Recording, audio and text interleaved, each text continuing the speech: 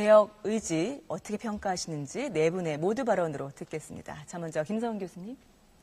규제 개혁이 곧 일자리 창출이라는 대통령 말씀에 전적으로 공감합니다. 네. 규제 개혁이 어제 오늘의 일은 아니거든요. 역대 정권마다 주요 과제로 1000명을 하면서 노력을 해왔지만 실패했는데요. 그 이유는 규제로 보호받는 기득권이 저항하고 규제를 권한으로 생각하는 그런 관료들이 저항했기 때문이라는 분석들이 많습니다. 네.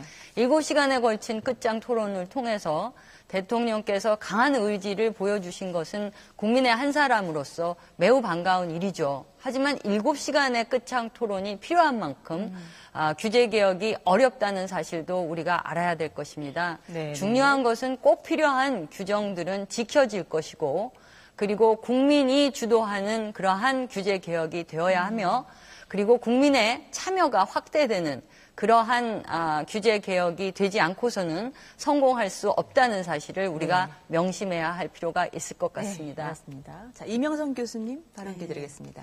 규제 개혁에 대해서 이번 정부가 발표한 여러 가지 언론에 대한 것들을 종합해 보면 규제 개혁이라고 쓰고 일자리 창출이라고 이해하고 있는 것으로 보여집니다. 네. 특히 청년, 우리 여러 가정의 문제인 청년 실업에 대해서 청년들의 일자리 창출을 주체가 돼야 진정한 규제 개혁이 이루어질 텐데요. 그래서 오늘 이 시간이 마련된 것 같습니다.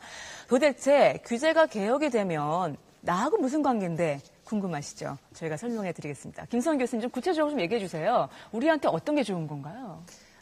우리 박 교수님이 말씀하실 때 뜬금없다 하셨는데 그것은 경제활동의 범위가 조금은 제한적인 직업을 가지고 계셔서 그럴 겁니다. 우리가 운전을 하려면 운전 법규를 알아야 되고 그리고 운전 법규를 잘 지켜야 되잖아요. 그러나 마찬가지로 경제활동에 있어서도 경제활동을 하면서 지켜야 될 규정들이 있습니다. 네. 근데 신호등이 너무 많거나 너무 길게 되면 교통 혼잡이 야기되죠. 마찬가지로 여러 가지 규정들이 너무 많아지고 너무 복잡해지면 네. 경제의 흐름이 망가지게 됩니다. 그래서 불필요한 규제, 그다음에 복합 규제 같은 것들이 개선이 된다면 경제의 흐름이 빨라지고 예. 경제가 활성화되면서 좋은 일자리가 창출되고 그래서 더 행복한 사회 그리고 더 풍요로운 사회가 될 수 있다라는 거죠. 혈액순환이 좀 잘 되게 되는 그렇죠, 건가요? 그렇죠. 네. 네. 일단 근데 그 용어가 좀 어려운 것들이 나와요. 좀 설명을 하고 들어갈 것 같은데요. 규제 비용 총량제라는 말을 반드시 좀 이해해야 되는 용어로 정리가 될 것 같습니다. 그 규제 시스템을 확 바꾸고자 하는 알았습니다. 그런 개혁 방안입니다. 네, 또 보충 발언 있으신가요? 네. 지금 듣다 보니까 네. 뭐 알고 있는 내용이긴 하지만 예산의 측면에서만 조명이 돼서는 안 될 것 같아요. 네. 집행비용 쪽에서 생각을 하시는데 네. 사회 파급 효과, 다시 말해서 영향평가라고 하죠. 네. 그것도 좀 더 철저하게 돼서 과연 이 규제로 비용은 이만큼이 드는데 사회에 어떠한 영향을 주고 어떠한 혜택을 끌어내는가에 네. 대한 좀 더 심도 있는 그런 고민, 전문가의 참여가 있는 그런 규제 개혁이 필요하지 않을까 하는 네, 생각을 물론입니다. 합니다. 예. 그 부분에 대해서도 조금 말씀드릴 게 일자. 이렇게 얘기를 했었는데요. 규제 개혁이 이루어지면 투자 활성화가 이루어지고 또 거기에 따라서 일자리가 창출될 거다라는 기대감이 높습니다. 김선 교수님, 이거 어느 정도 효과가 있을까요? 수치를 측정한다는 게 사실은 불가능합니다. 네. 그렇지만 KDI는 한 23만 일자리가 만들어질 거라고 예측한 정보를 제가 봤습니다. 네네. 그런데 두고 봐야죠. 두고 봐야죠. 바라건대는 더 많은 일자리가 더 빨리 만들어졌으면 좋겠는데 네네.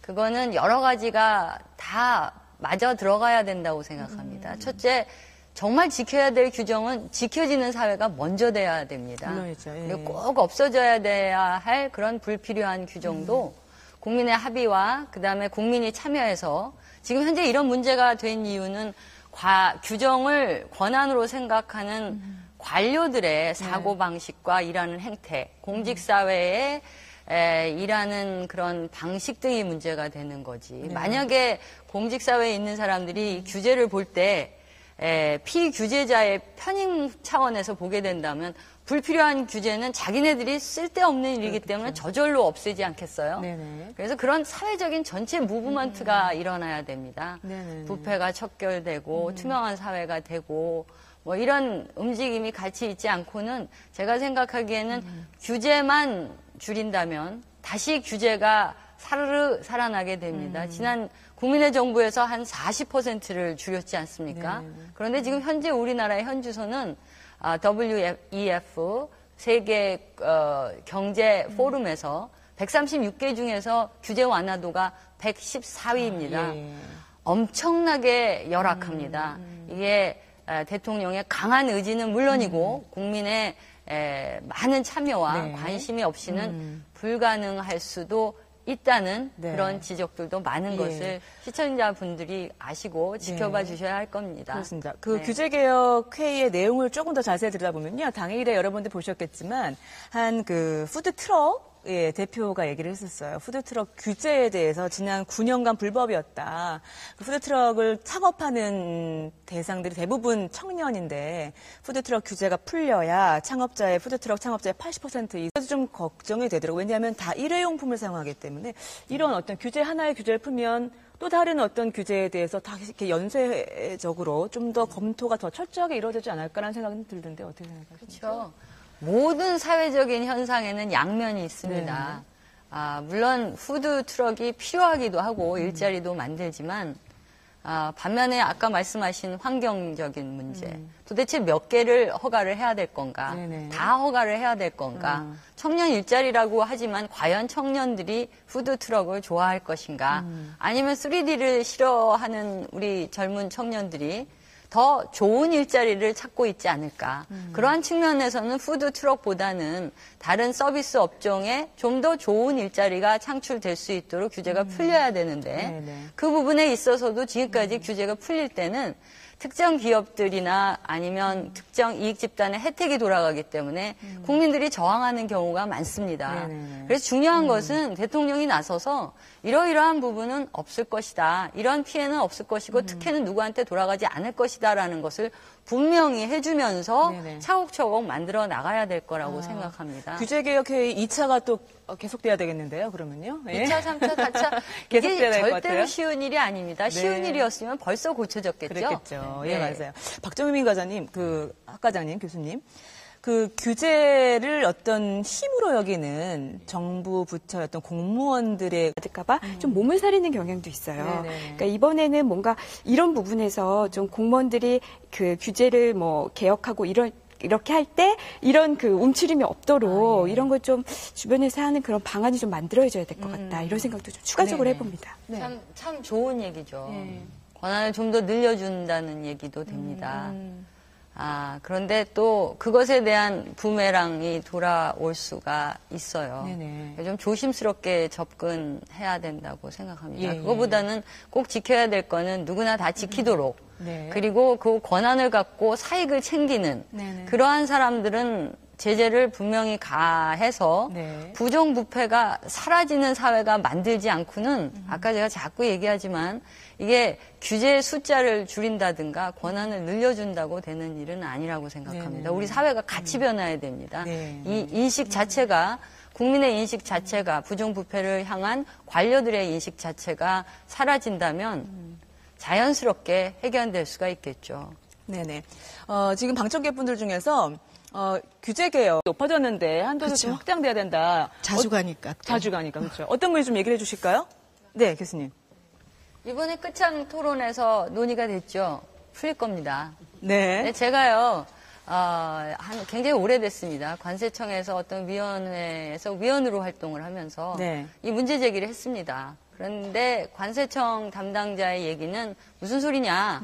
100불이라도 사갖고 오는 것이 우리 경제에 도움이 안 된다. 근데 그 이유는 뭐냐면 권한을 가지고 있는 관료한테 문제 제기를 했기 때문에 예. 그렇지 않을까 하는 생각이 듭니다. 그래서 이번에 무슨 신문고 포탈 여러 가지가 네네. 만들어지는데 우리가 권한에 대한 문제, 규제에 대한 문제가 있을 때는 담당자한테 문제 제기를 할 게 아니라 네. 다른 사람한테 예를 들어서 형이 나를 막 때리는데 형한테 때리지 말라 그런다고 해서 형이 안 때리겠어요? 그럴 때는 엄마한테 일러야 되겠죠? 네네네. 그러니까 우리가 엄마한테 이를 수 있는 채널이 열려져 있고 아하. 합리적인 일이라면 고쳐나갈 네. 수 있지 않을까 생각을 합니다. 그 박 대통령이 보신주의에 빠져서 국민들 힘들게 하는 공무원들은 문책하겠다고 그랬는데 김성 교수님 그 관세청의 공무원 근데 이 액티브 X는 도대체 어떻게 언제 나온 거예요, 교수님?